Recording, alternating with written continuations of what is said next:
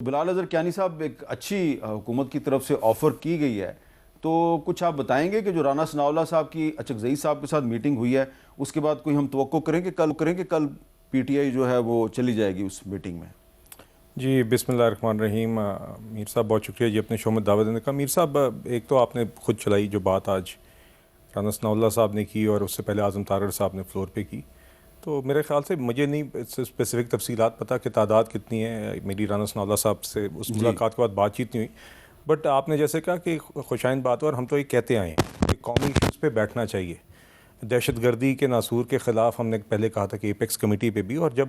C M کے پی بھی آئے تو ہم نے اس کو خوشائند قرار دیا۔ جب مذاکرات کی میز پہ ہم پی ٹی آئی کے ساتھ پہلے بیٹھے ہم نے اس کو خوشائند قرار دیا۔ بالا کوٹ کے حملے کے بعد جب پی ٹی آئی کی حکومت تھی تو ہم تب آئے تھے سیکیورٹی بریفنگ میں، مطلب کہ یہ قومی ایشوز ہوتے ہیں جہاں پر آپ کو ہونا چاہیے، اور the whole house should be taken into confidence. اور اس میں ہم تو چاہتے تھے جعفر ایکسپریس حملے کے بعد بھی کہ اسی طرح ہی ایک ان کیمرہ ایک گفتگو ہو، تو میں امید کرتا ہوں جی اس دعوت کے بعد اپوزیشن اگر اس میں آئے گی تو میرے خیال سے ایک اچھا میسج جائے گا، اور یقیناً ہمیں کنسٹرکٹیو طریقے سے اپنے ذاتی سیاسی مفادات کو بالا تر ہو کر اس پہ بات چیت کرنی چاہیے۔ تو یہی پرائم منسٹر شہباز شریف صاحب ہمیشہ بات کرتے آئے ہیں، اور یہی آج بھی جو صورتحال ہے خطے میں اس کو مد نظر رکھتے ہوئے اور اپنے پاکستان کے مفادات کو دیکھتے ہوئے یقیناً آج بھی اس لیے دعوت دی گئی ہے، اور ہم انشاءاللہ اس میں بہتری ہوگی۔ جی عمیر نیائی صاحب، محمود خان اچکزئی صاحب آپ کے ووٹوں سے بنے اپوزیشن لیڈر، تو اگر وہ چلے جاتے ہیں میٹنگ میں تو اس پہ تحریک انصاف کو کوئی اعتراض تو نہیں ہوگا؟ دیکھیں بیرسٹر گور صاحب سے یہی سوال آج پارلیمنٹ کی راہداریوں میں ہوا، میرے خیال سے پارٹی سرکلز میں آج ہی رات اس پر ڈسکشن ہوگی، اور جہاں تک میرا ذاتی تعلق ہے اس میں کوئی امر مانے نہیں ہے۔ بنیادی طور پہ دیکھیں یہ دہشت گردی سے ہم ایک سٹیج آگے چلے گئے ہیں، اب جنگ کے بادل ہمارے سر پہ منڈلا رہے ہیں، اور اس پورے خطے کو پتہ نہیں کب تک وہ لپیٹ میں لے سکتے ہیں، تو اس لیے ضروری ہے کہ تمام پولیٹیکل فورسز کم از کم ایک ویو لینتھ پہ آ جائیں، اور اس ویو لینتھ کے لیے ضروری ہے کم از کم جو بیسک ڈیٹا جس پہ سارے ریلائی کر رہے ہیں اس کو بند کمروں میں ڈیبیٹ تو کریں، بات تو کریں، تاثرات ایک قائم کر لیں، پھر حکومت کو بھی فلور آف دا ہاؤس پہ موقف دینا آسان ہو جائے گا۔ جس طرح آپ دیکھ لیں کہ اتنی میجر چینجز ہونے کے باوجود آج proper floor of the house پہ کوئی رد عمل نہیں آیا، شاید اسی چیز کا انتظار ہو رہا ہوگا۔ ڈاکٹر نفیسہ شاہ صاحبہ، یہ تو ایک ایشو ہے، اس پہ بھی حکومت اور اپوزیشن کو آپس میں قریب آنا چاہیے، اور کون کون سے ایسے نیشنل ایشوز ہیں جن پہ آپ کے خیال میں حکومت اور اپوزیشن کو ایک پیج پہ ہونا چاہیے؟ دیکھیں سب سے پہلے تو میں مذمت کروں گی، آپ کے پروگرام میں کافی دیر کے بعد آئی ہوں، اور جو خطے میں حالات ہیں بالخصوص جو اسرائیلی بربریت ہے اور یونائٹڈ اسٹیٹس کو انہوں نے مسلیڈ کیا یا لیڈ کیا، جو حملہ ہوا ہے ایران کے اوپر، جتنی مذمت کی جائے وہ کم ہے، اور اس کے ساتھ ساتھ جو سپریم لیڈر کی شہادت ہوئی ہے اس پہ بھی میں اظہار افسوس کروں گی، اور اس کے ساتھ ساتھ جو 150 سے زائد میرے خیال سے بچیاں جو ہیں وہ شہید ہوئی ہیں، اور میں سمجھتی ہوں کہ اس پہ ٹارگٹ کیا گیا ہے، یہ اسرائیل کے گرل سکول کو ٹارگٹ جی کیا ہے۔ یہ اسرائیل کا جو پلے بک ہے اس میں سے، جیسے غازہ پر بھی انہوں نے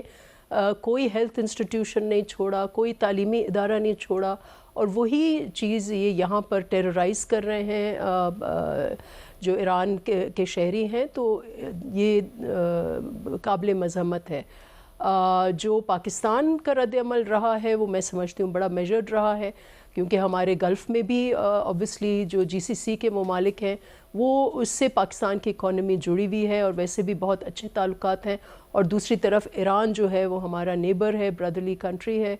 تو پاکستان اور لیکن میں سمجھتی ہوں کہ یہ بھی خوش آئند بات ہے، آج فلور آف دا ہاؤس پر مولانا صاحب نے کہا کہ ان کیمرہ بریفنگ ہو، تو یہ خوش آئند بات ہے کہ ساری جماعتوں کو ایٹ لیسٹ ہم بار بار پیپلز پارٹی یہ کہتی ہے کہ کچھ منیمم ایجنڈا آپ لے کے آئیں، اس پہ آپ بات چیت کریں، تو اس منیمم ایجنڈا میں یقیناً فارن پالیسی ہے، پاکستان کا موقف کیا ہے، جو اس وقت خطے کے حالات ہیں، جو ریجنل وار یا ایسکلیشن ہوئی ہے، اور اس کے ساتھ ساتھ آف کورس افغانستان کا بھی ہم چاہیں گے کہ وہ تو ہمیں براہ راست افیکٹ کر رہے ہیں، اور اس میں پاکستان یقیناً ایک بہت ایمرجنسی والی سچویشن ہے کہ وہاں پر جو اٹیکس کابل میں ہو رہے ہیں ان کا ڈائریکٹ رد عمل ادھر آ سکتا ہے، یہاں پر بہت پریزنس ہے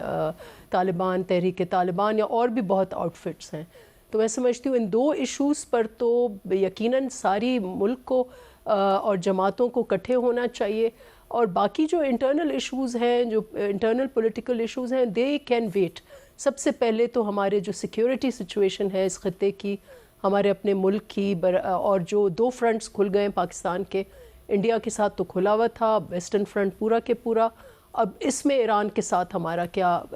پاکستان کی اپروچ ہونی چاہیے. تو یہ ضروری ہے کہ ہم آپس میں مل بیٹھ کر بات کریں. ڈاکٹر نفیسہ شاہ صاحبہ نے جو ذکر کیا کہ جو تہران میں ایک حملہ ہوا ایک گرل اسکول پہ، اور اس میں 150 سے زیادہ بچیاں شہید ہوئی ہیں، تو یہ جو بچیوں کی شہادت ہے اس پر واقعی ہمیں خاموش نہیں رہنا چاہیے. اور کچھ اور بچیاں بھی ہیں جن کے ساتھ زیادتی جو ہے وہ امریکہ میں ہوئی ہے، اور اس کا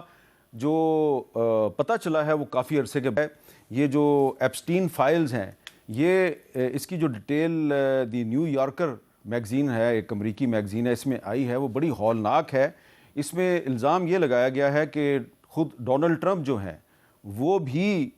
بچیوں کو ریپ کرتے رہے ہیں. یہ نیو یارکر میگزین میں یہ بات رپورٹ ہوئی ہے، اور ایک ریپبلکن پارٹی کے لیڈر ہیں، ان کا نام ہے رک وائلز. تو یہ میں نے کیونکہ ذکر آیا بچیوں کا تو میں نے کہا یہ بھی ذرا آپ کو بتا دیں کہ ڈاکٹر نفیسہ شاہ صاحبہ نے کہا کہ پتہ نہیں اسرائیل نے امریکہ کو لیڈ کیا ہے یا مس لیڈ کیا ہے. خود امریکہ میں کہا جا رہا ہے کہ نہ لیڈ کیا نہ مس لیڈ کیا، بلیک میل کیا گیا ہے. یہ جو ویڈیوز جس کا ذکر رگ وائلز کر رہے ہیں.